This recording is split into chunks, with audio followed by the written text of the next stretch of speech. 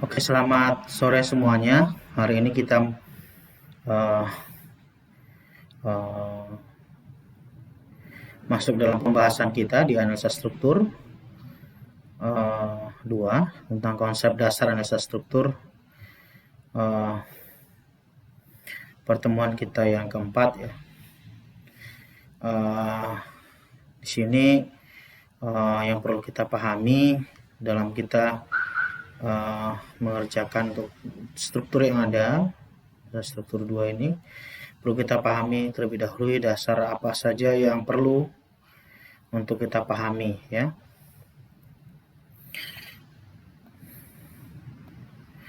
Nah, materi kajian kita yang ada di konsep dasar analisa struktur ini, yang pertama pembuatan struktur, yang pertama adalah diskretisasi struktur ya, bagaimana kita nanti membuat segmen-segmen atau pembagian daripada join daripada struktur kita.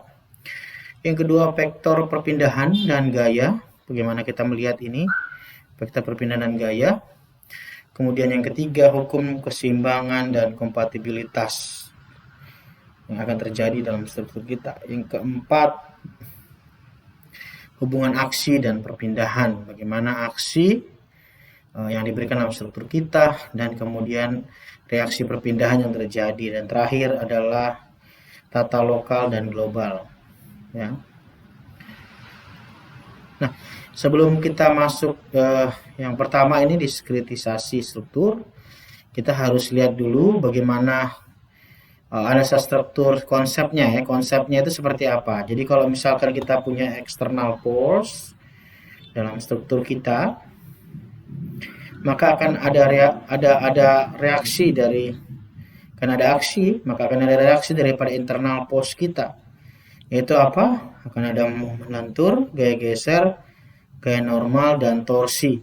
Jadi akibat daripada beban yang bekerja di struktur kita akan ada outputnya. Outputnya adalah momen lentur, gaya geser, gaya normal, dan torsi. Nah, ini harus ada satu kesamaan ya di sini antara aksi dan reaksi yang akan ditimbulkan.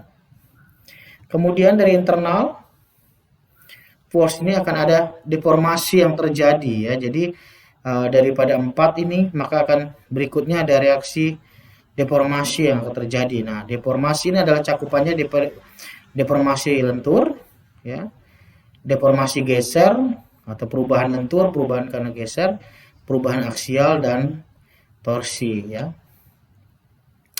Dan ini yang kompetitif terjadi ya, hukum yang terjadi ya. Nah, kemudian kesepadanannya dari deformasi ya, adanya ini, maka akan terjadi displacement atau penurunan ya. Di sini displacement kita ada 2 yang kita sudah bahas sebelumnya juga, yaitu translasi dan rotasi ya. Jadi ini konsepnya seperti ini. Jadi ketika ada internal force akan diterima oleh struktur, hasil outputnya ada internal force, ada momen lentur, gaya geser, normal, dan torsi. Kemudian setelah itu ada tahapan berikutnya ada deformasi terhadap lentur, geser, aksial, torsi. Kemudian hasil yang terakhir adalah adanya displacement atau perubahan daripada posisinya ya, perubahan daripada perpanjangannya ada 2, yaitu translasi dan rotasi ya. Jadi ini yang penting untuk kita pahami di analisa struktur konsepnya ya. Kemudian kita masuk di pembagian struktur yang pertama, yaitu diskretisasi struktur ya. Nah, di sini kita lihat apa itu, bahwa untuk memudahkan dalam analisa struktur yang ditinjau dapat disederhanakan dengan model diskret ya. Model diskret diperoleh dengan cara membagi struktur atas sejumlah elemen. Jadi kalau misalkan kita ada portal, misalkan ada A, B, C, D gitu, maka kita harus membagi portal kita menjadi 3 bagian, A, B, B, C, dan C, D ya. Dimana masing-masing elemen tadi dibatasi oleh titik kumpul atau join ya, titik simpul atau node ya, node ya. Nah, penentuan letak titik simpul atau node didasarkan oleh terjadinya perubahan sifat bahan material. Yang kedua, karena merupakan titik kumpul. Yang ketiga, terjadi perubahan geometrik struktur. Yang keempat atau yang ke D, tempat bekerjanya gaya terpusat atau perubahan beban yang terjadi. Jadi ini penentuan letak titik simpulnya ya. Kemudian contohnya ya, maksudnya gambarannya, beberapa contoh diskretisasi struktur dapat dilihat sebagaimana berikut gambar ini. Yang pertama kita lihat, saya punya ada peletakan sendi di sini, ya, peletakan sendi, ya, peletakan sendi dan jepit dengan join 1, 2, 3, 4, ya. Berarti saya ada punya elemen 1 dengan node 1, 2, ya, elemen 1 atau batang 1. Kemudian saya ada elemen 2 atau batang 2 dengan node 2, 3. Dan saya punya elemen 3 dengan node 3, 4 ya. Jadi kalau kita buat untuk konversinya di sini berarti akan menjadi titiknya 1, 2 ya untuk elemen 1, 2, 3 untuk elemen 2, 3, 4 untuk elemen 3 ya. Berikut juga kalau misalkan dia bukan portal ya. Bukan portal. Bukan portal. Bukan portal di sini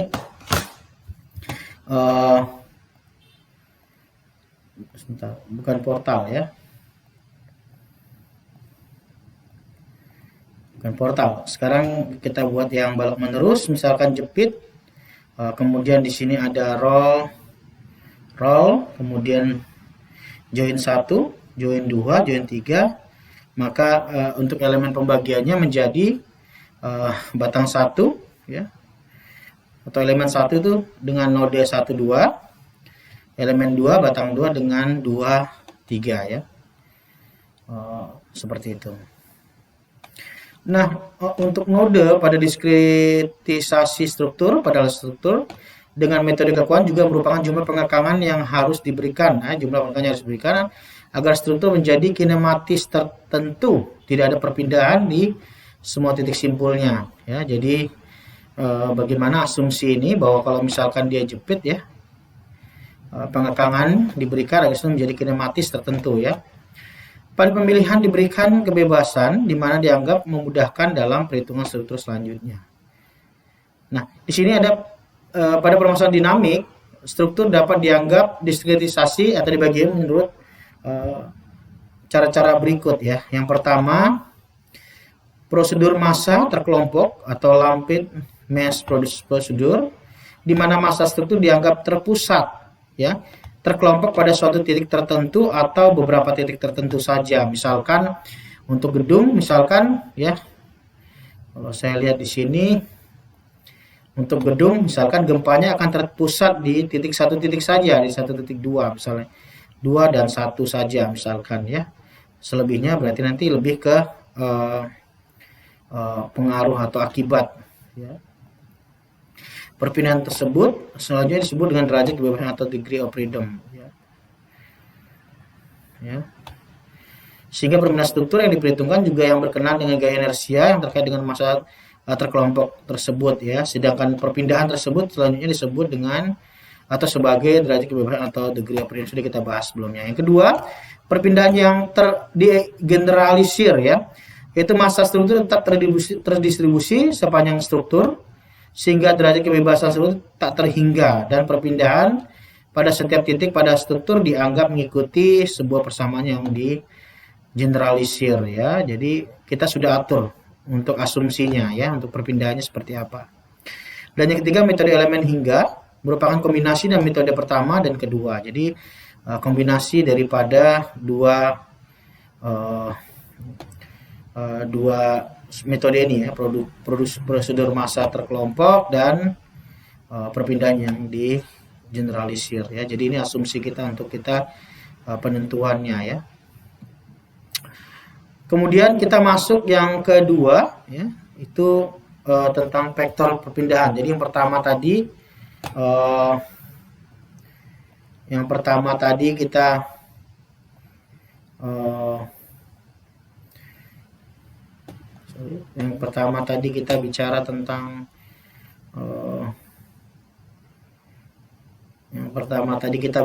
diskretisasi struktur, yang kedua kita vektor perpindahan dan gaya ya.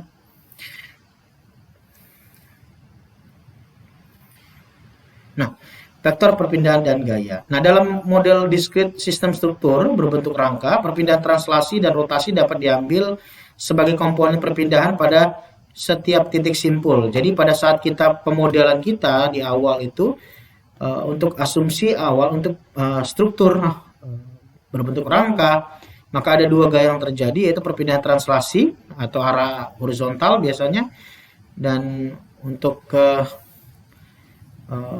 dan rotasi ya. Nah, dapat diambil sebagai komponen perpindahan pada setiap titik tumpulnya. Di dalam ruang ada tiga translasi pada arah ortogonal, arah sumbu X dan Y dan Z dalam koordinat kartesius, dan tiga rotasi terhadap ketiga sumbu ortogonal tersebut ya. Jadi ada tiga arah X, arah Y, arah Z untuk translasi atau arah gaya, dan ada tiga juga arah rotasi yang yang berotasi searah dengan sumbunya. X, Y berarti di arah X berarti memutar terhadap sumbu Z, misalnya Y berarti memutar terhadap sumbu X-nya, dan Z berarti dia memutar terhadap sumbu Y-nya ya. Nah, perpindahan ke 6 komponen ini dinamakan dengan derajat kebebasan titik simpul ya. Jadi yang kita sebelumnya belajar bahwa degree of freedom ada dua ya, ketidaktentuan statik dan ketidaktentuan dinamik ya, yang memperhitungkan terhadap displacement yaitu perpindahan dan translasi dan rotasi, sedangkan yang kedua memperhitungkan terhadap kelebihan daripada redundan ya, kelebihan terhadap reaksi yang terjadi. Oke, itu kemudian berpadan dengan ke-6 derajat kebebasan di atas, maka 6 komponen aksi terdiri dari arah translasi dan 3 momen dan arah rotasi ya. Jadi ini ada yang arah perpindahan dan arah rotasi. Nah, dalam metode besaran yang mempunyai besar dan arah adalah vektor. Jadi vektor itu adalah besaran di mana sesuatu itu ya atau gaya itu memiliki besaran dan arah ya, sehingga perpindahan dan gaya adalah merupakan suatu besaran vektor ya. Nah, di sini beberapa jenis pemodelan untuk komponen perpindahan dan gaya ya. Kalau kita lihat di sini beberapa jenis elemen. Kalau pendel misalkan ya, di sini span balok seperti ini pendel ya. Nah, untuk perpindahannya hanya terjadi terhadap arah displacement atau perpindahan terhadap X-nya ya. Ya. Dan di sini gayanya terhadap X-nya ya. Ya, jadi seperti ini ya. Misalnya ini tarik nih, misalkan satu batang ditarik ya. Nah, kemudian kalau balok kolom dalam satu bidang ya, maka perpindahan yang terjadi adalah perpindahan ya, karena dia dalam satu bidang berarti terhadap X dan Y-nya ya, sehingga di sini yang arah displacement arah Z-nya tidak ada ya. Yang arah Z-nya tidak ada. Karena dia bidang, tidak ada yang arah ke arah dalam ya. Sehingga perpindahan yang terjadi di sini dipleksinya ya. Atau bisa di sini dia digambarnya di sini V-nya ya. V-nya, VY dan VX-nya. Ya, harus ada ya. Berarti di sini ada difleksi X, difleksi Y dan theta Z ya. Berikut dengan gaya ada gaya Fx, Fy dan momen Z ya. Jadi ada yang horizontal, vertikal dan momennya. Karena dia bidang dua dimensi ya, bidang. Nah, sedangkan untuk grid bidang untuk perpindahannya itu ada difleksi Y ya. Kemudian theta X, theta Z ya. Kemudian karena dia bidang grid ya. Kemudian yang terjadi gaya Fy, Mx dan Mz ya. Jadi terhadap ini gayanya ada momennya ya, momen Mx dan momen Mz. Seperti itu. Nah, itu yang terhadap vektor perpindahan dan gayanya ya. Nah, kemudian untuk berikutnya yang ketiga, untuk penelitian struktur kita yang ketiga adalah hukum keseimbangan dan kompatibilitas ya. Nah, tujuan analisa struktur adalah menentukan gaya luar, komponen reaksi, dan gaya dalam ya, resultan tegangan yang terjadi dalam satu batang atau struktur kita. Nah, gaya-gaya ini harus memenuhi syarat keseimbangan, yaitu sigma F atau sigma H sama dengan 0, sigma V sama dengan 0, sigma momen sama dengan 0 ya. Dan menghasilkan perubahan bentuk yang sepadan atau kompatibel dengan kontinuitas struktur dan kondisi tumpuan yang ada. Nah, kita lihat yang pertama yang A, yang keseimbangan. Nah, salah satu tujuan analisa struktur adalah menentukan berbagai aksi struktur seperti reaksi tumpuan yang terjadi, ya, reaksi yang terjadi di tumpuan, perletakan yang terjadi dalam struktur dari resultan tegangan. Ya, tegangan tadi yang kita bicarakan adalah momen. Jadi reaksi tadi yang sebelumnya ada external force, struktur, kemudian ada internal, yaitu ada momen lentur, gaya geser dan seterusnya ya. Penyelesaian untuk besaran ini harus memenuhi seluruh syarat keseimbangan statik ya. Nah, tinjauan suatu peletakan yang memikul sejumlah aksi. Resultan semua aksi bisa berupa gaya, couple, atau keduanya. Nah, ini yang sering terjadi. Ada yang gaya atau beban yang bekerja bisa terpusat, bisa beban merata ya. Kemudian ada momen ya. Nah, jika peletakan tersebut berada dalam keseimbangan statis, resultannya sama dengan 0, yaitu resultan vektor gaya atau resultan vektor momen keduanya sama dengan 0. Nah, ya, seperti ini ya. Jadi persamaan kita dalam satu ruang ya, misalkan kita pengen lihat untuk vektor untuk arah x, y, z-nya ya, berarti persamaan keseimbangan kita menjadi sigma fx sama dengan 0, sigma fy sama dengan 0, dan sigma fz sama dengan 0 ya. Atau jika dalam resultan dalam bentuk momen sama dengan 0, maka persamaan keseimbangan momen statiknya menjadi sigma momen mx sama dengan 0, sigma momen y sama dengan 0, dan sigma momen mz sama dengan 0 ya. Ini statika satu kita ya, biasa untuk ini. Dalam persamaan sigma momen x sama sigma momen y, sigma momen z menyatakan jumlah aljabar komponen x, y, z ya dari semua couple atau gaya yang bekerja pada benda bebas ya. Ini jadi maksudnya atau vektor gaya hasil aksi ya, reaksi yang terjadi di batang kita nantinya, di struktur kita. Nah, pada persamaan di atas menyatakan persamaan keseimbangan statis dalam 3 dimensi yang dapat diterapkan pada sembarang benda bebas seperti struktur keseluruhan ya, bagian dari struktur, batang, tunggal, balok menerus, portal seperti itu ya, atau titik kumpul dari strukturnya. Nah, yang kedua kita bicara tentang kesepadanan.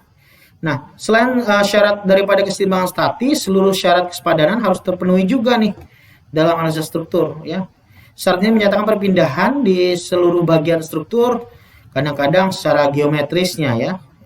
Misalkan contohnya syarat kesepadanan harus dipenuhi semua titik tumpuan, yaitu perpindahan struktur harus konsisten dengan tumpuannya. Jadi harus dicek nih ya, perpindahan struktur menyesuaikan daripada tumpuan yang diberikan. Misal asumsi daripada struktur kita mau jepit, sendi, roll ya, harus sesuai ya. Sebagai contoh ditumpukan yaitu jepit yang tadi saya bilang, tidak ada terjadi translasi dan rotasi pada sumbu batangnya ya. Artinya struktur kita dikekang ya, untuk ini tidak bebas. Nah, syarat kesepadanan harus juga terpenuhi di semua titik kumpul pada bagian dalam struktur. Umumnya diperhatikan ialah kesepadanan titik kumpul strukturnya. Misalkan contohnya disumbangkan ya, misal contohnya disambungkan dengan yang tegar atau 2 batang, misalkan perpindahan translasi kedua batang harus sama. Misalkan contohnya untuk saya punya ada balok menerus, misalkan dengan peletakan sendi, roll seperti ini ya. Jika terjadi karena berat sendiri, mungkin berat sendiri jadi beban merata di sini, maka displacement atau displeksi yang terjadi bentuknya akan seperti ini ya.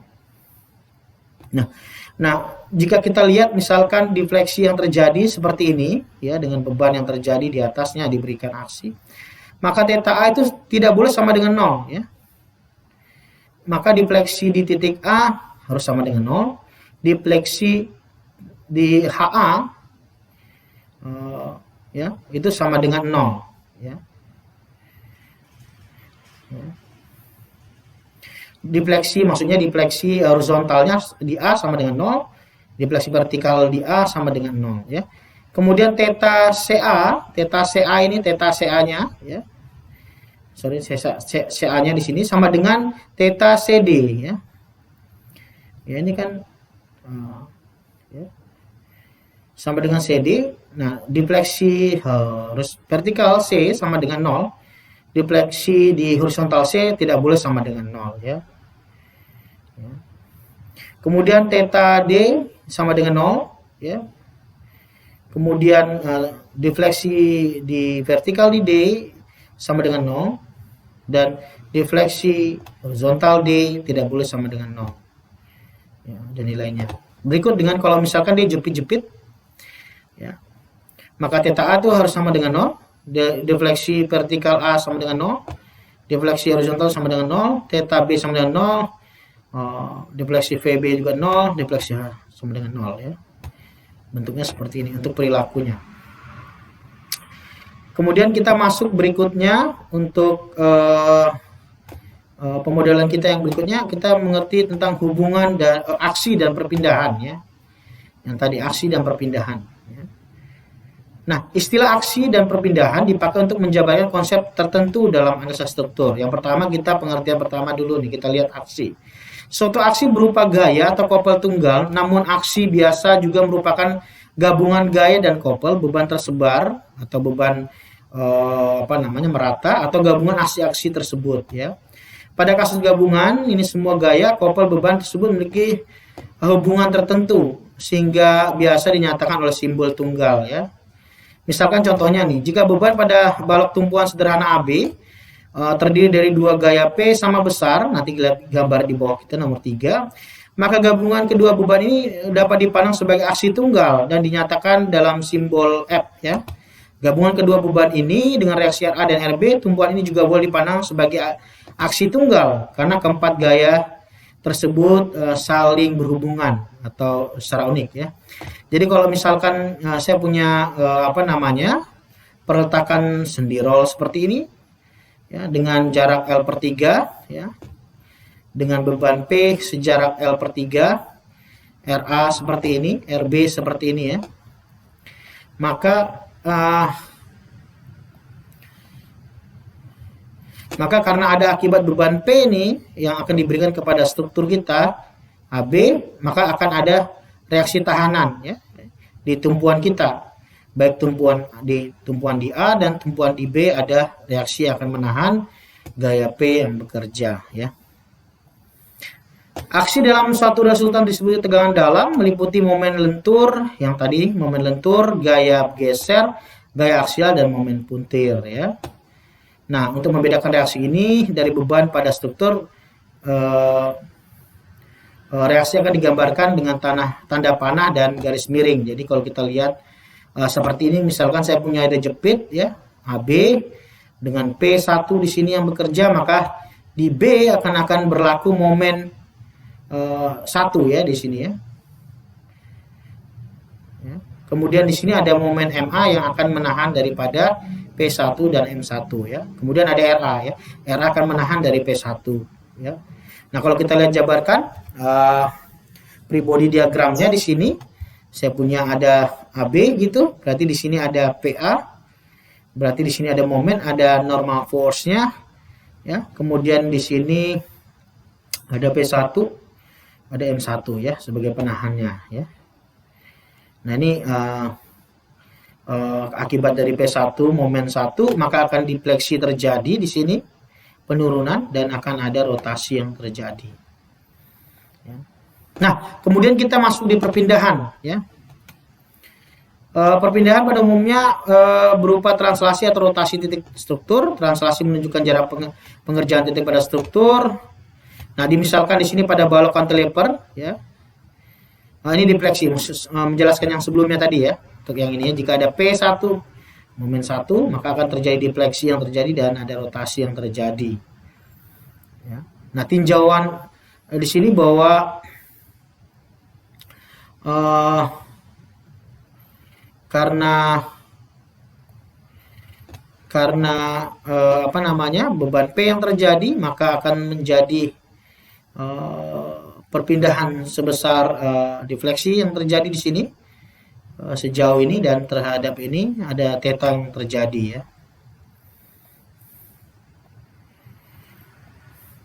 Nah, ini yang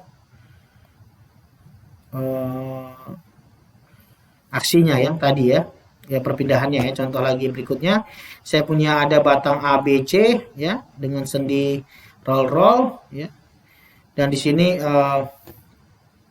beban P di sini ada di tengah bentang L/2-nya, maka defleksi yang akan terjadi akan bentuknya seperti ini ya. Nah, kalau kita uraikan kemudian dengan A, B, C, maka di sini akan di tengah bentang di sini ada momen yang terjadi, momen B dan momen BA dan momen BC ya. Dan di sini ada rotasi theta 2 dan di sini ada rotasi theta 1 ya, ini jumlah tetanya ya. Karena ada simpangan di sini untuk rotasinya. Nah, contoh hubungan antara aksi dan perpindahan. Nah, kita lihat di sini ya. Perhitungan perpindahan atau perubahan panjang merupakan bagian yang sangat penting dalam analisis statis tertentu ya. Di sini untuk memudahkan kita lihat pegas, kita analogikan seperti pegas seperti ini dengan panjang L awal atau L0. Kemudian karena ada P yang diberikan atau aksi yang diberikan di pegas ini, maka akan ada perpanjangan sebesar delta ini ya, atau defleksinya. Ya. Jadi karena ada aksi, maka struktur kita akan mengalami perpanjangan. Jadi nilainya bukan L0 lagi, akan ada L yang ke N ya. Nah, jika beban bekerja menjauhi pegas, maka pegas akan memanjang dan kita katakan bahwa pegas mengalami tarik. Ya. Nah, jika beban bekerja ke arah pegas, maka pegas akan memendek atau dia mengalami tekan. Jadi kalau misalkan dia diberi gaya tarik, ini namanya pegas mengalami gaya tarik, sedangkan jika P-nya menekan akan berlaku gaya tekan di situ ya. Nah, apabila diberi gaya P, pegas tersebut akan memanjang, sejelaskan tadi panjang defleksi. Jadi rumusnya P sama dengan K itu kekakuan daripada bahan kita ya, dikali dengan defleksinya ya. Di manakah konstanta kekakuan pegas ya, jenisnya mungkin di sini pegasnya apa, besi, baja, dirinya sebagai gaya ya, yang menghasilkan perpanjang satuan, artinya K sama dengan P beban dibagi dengan defleksi yang ada, artinya ini kekakuan kita, bahan kita. Dengan cara sama konstanta F disebut fleksibilitas ya. Ya, untuk ini kita asumsikan sebagai F ya, konstanta F atau K itu F ya. Fleksibilitasnya, bahannya, dan didefinisikan sebagai perpanjangan yang dihasilkan oleh beban sebesar 1. Artinya ya, karena dia satu satuan K-nya, F sama dengan defleksi dibagi P ya. Ya. Ya.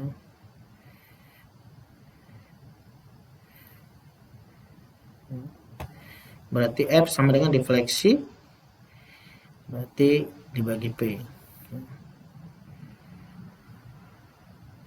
Nah, dari pembahasan tersebut bahwa kekakuan dan fleksibilitas merupakan kebalikan satu sama lain. Nah, ini harus kita ingat ya, untuk kita kedepannya perhitungan kita, bahwa kekakuan itu sama dengan opposite atau kebalikan daripada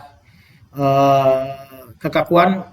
Fleksibilitas kebalikan daripada kekakuan, artinya berbanding terbalik ya. K, kalau misalkan K sama dengan seper F ya, artinya dia K dan F itu berbanding terbalik, sehingga F sama dengan seper K, artinya semakin tinggi K-nya kekakuan, berarti fleksibilitasnya juga semakin rendah, atau semakin tinggi fleksibilitas, kekakuan semakin rendah ya. Tinggi berarti dia rendah ya, kebalikannya. Ini contohnya tadi, misalkan perpanjangan batang prismatik, misalkan tadi pegas, ini sekarang yang pejal gitu ya, yang padat, solid.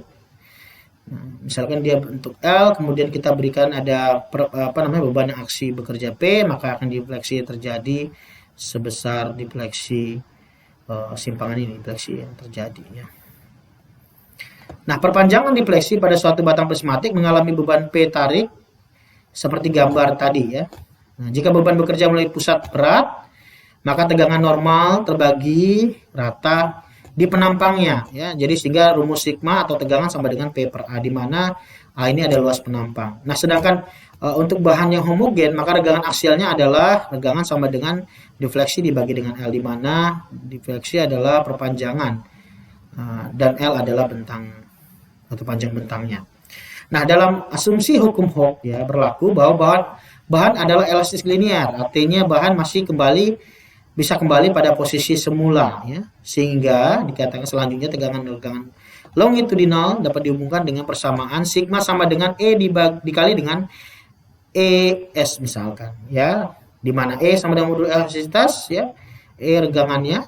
Nah, dengan menggabungkan hubungan dasar ini, maka kita dapat menghitung perpanjangan batang dengan displacement atau defleksi sama dengan P dikali L dibagi dengan EA. Nah, ini yang kita sering nanti ketemukan bahwa beban yang bekerja dikalikan luasan dibagi dengan modulus elastisitas per penampangnya ya. Kalau kita melihat defleksi berarti P per A, L panjangnya, E-nya itu adalah modulus adalah fleksibilitasnya ya. Nah, persamaan ini menunjukkan perpanjangan berbanding langsung dengan beban P dan panjang L ya. Jadi kalau kita lihat tadi untuk defleksi tadi berbanding lurus nih terhadap ini, tapi berbanding terbalik dengan modulus elastisitas dan luas penampangnya ya. Nah, perubahan panjang suatu batang biasanya sangat kecil dibandingkan panjangnya. Sehingga pada kondisi demikian kita dapat menggunakan panjang awal batang bukan setelah ditambahkan perpindahan dalam perhitungan. Jadi kita tetap pakai panjang awalnya. Nah, kekakuan dan fleksibilitas suatu batang prismatik didefinisikan dengan cara yang sama seperti pada pegas, sama ya.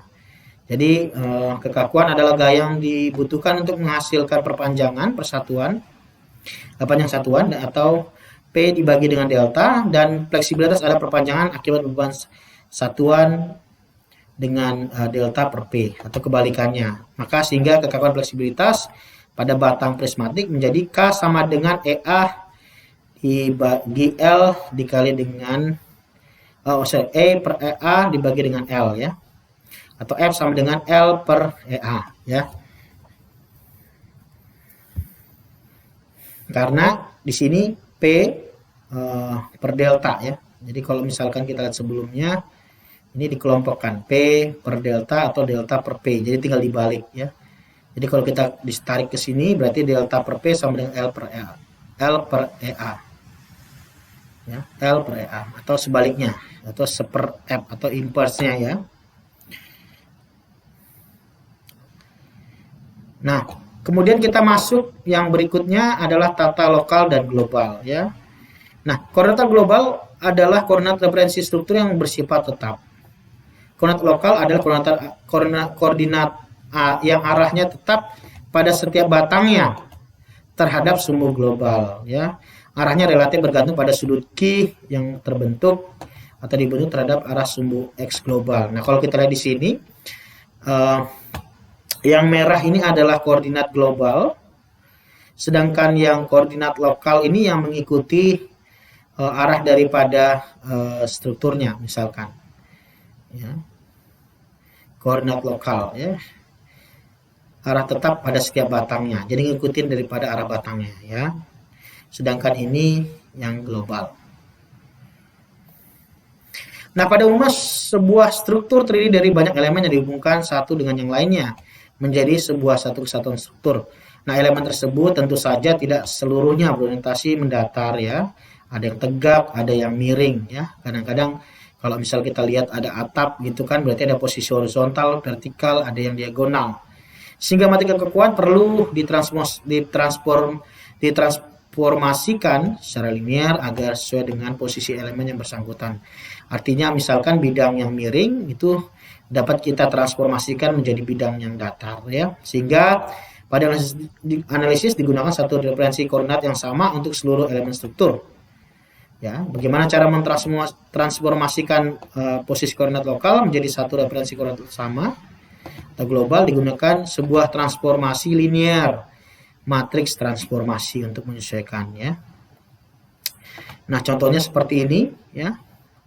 Berarti kalau misalkan saya punya rangka batang sederhana AB dengan peletakan sendi seperti ini, maka di sini diskrit rangka batang dalam koordinat lokal. Koordinat lokal itu mengikuti daripada sumbu batangnya, ya.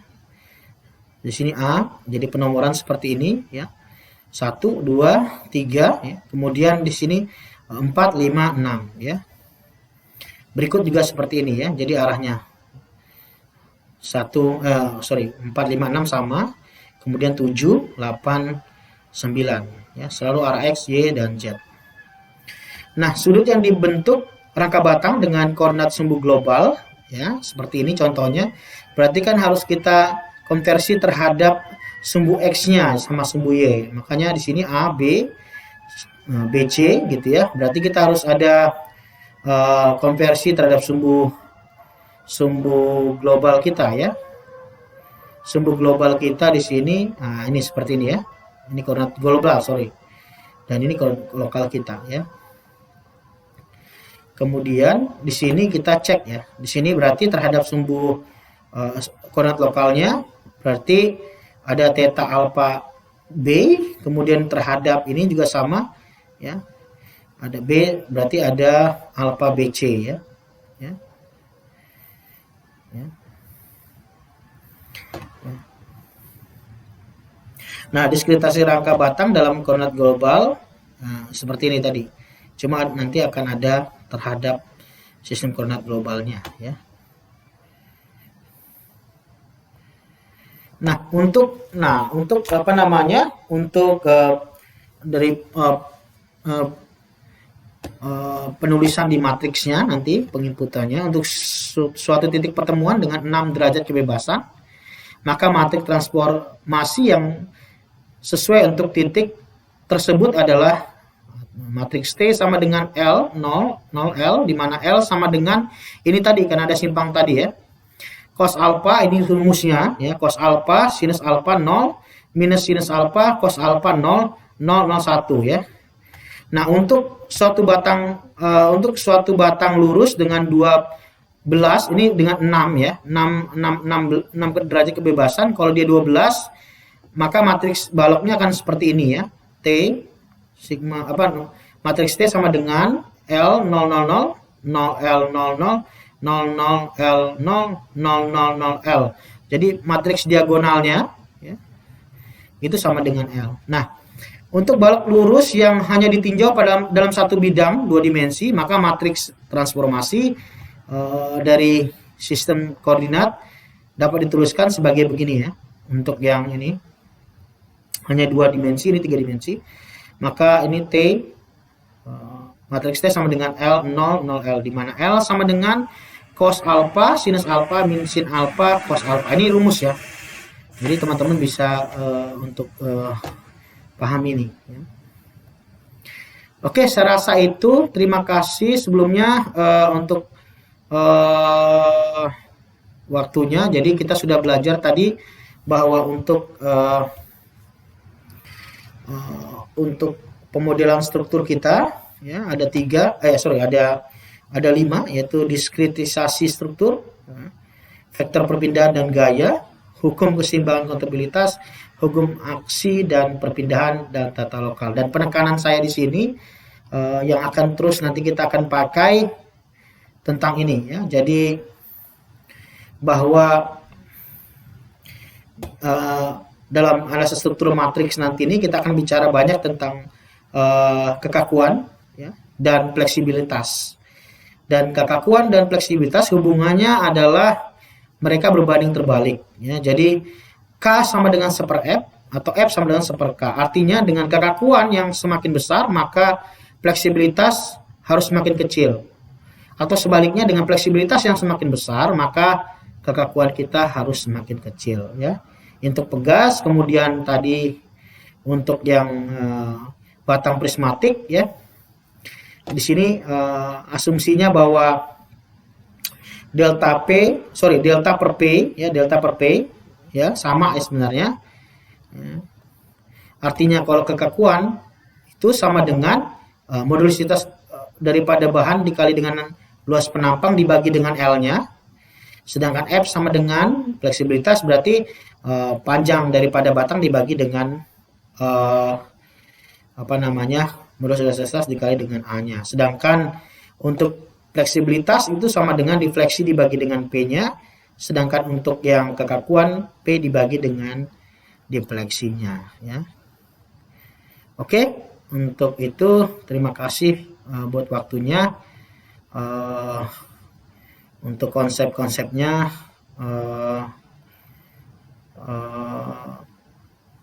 bisa dipelajari lebih lanjut ya.